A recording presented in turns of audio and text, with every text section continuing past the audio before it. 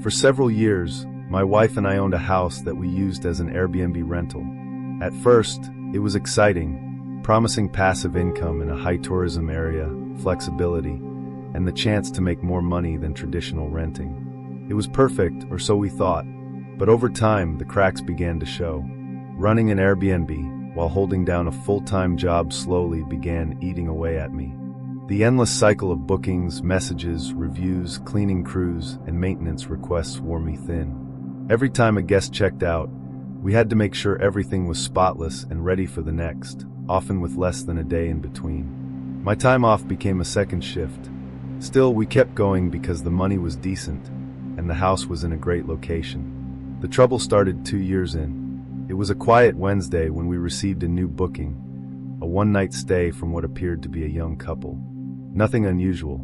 Once they confirmed their arrival, I sent them the smart lock code, just like I always did. Most guests didn't speak to me more than once or twice.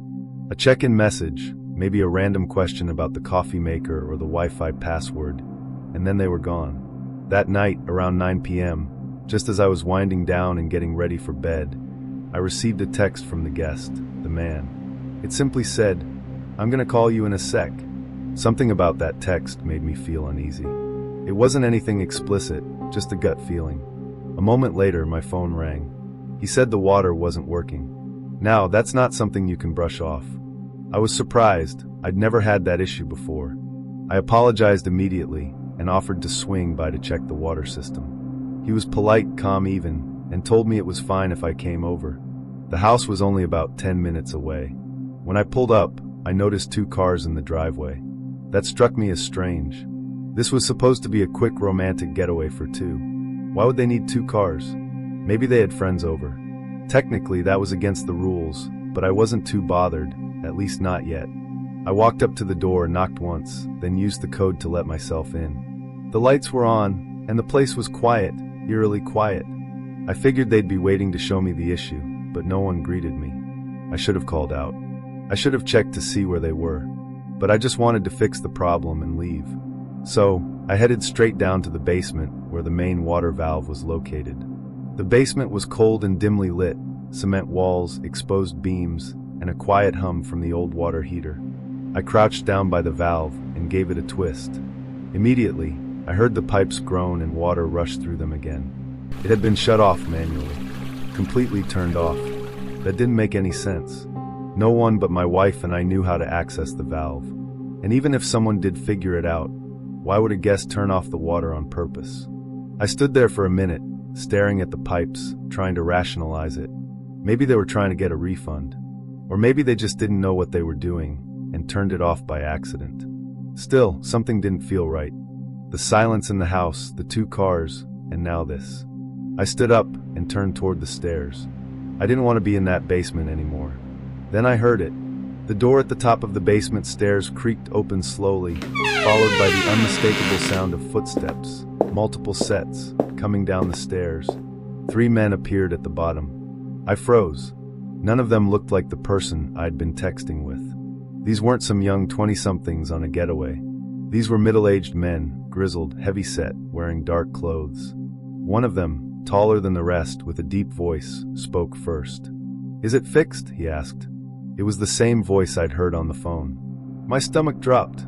I nodded, trying to keep my voice calm. "Yeah, should be working now. Valve must have tightened itself or something." They said nothing, just stared at me. There was a long, unbearable pause. I could hear my own heartbeat thudding in my ears. "I'll head out now," I added, forcing a nervous chuckle. "Let me know if anything else comes up." I started walking toward the stairs. They didn't move. I had to walk between them to get past.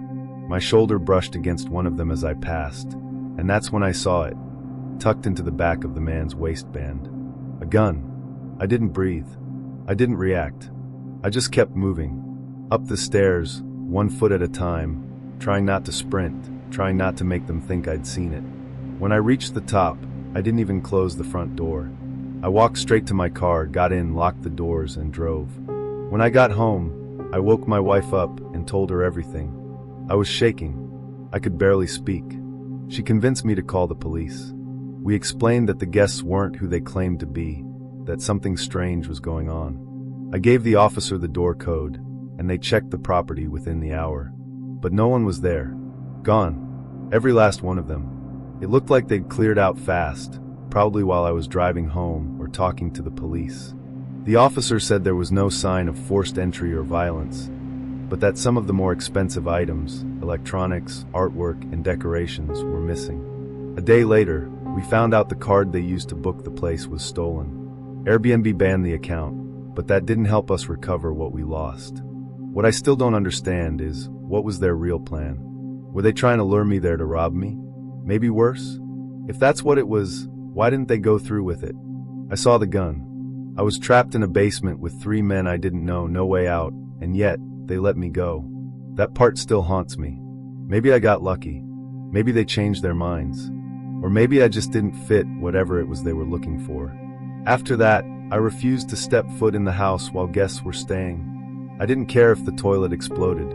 I wasn't going back.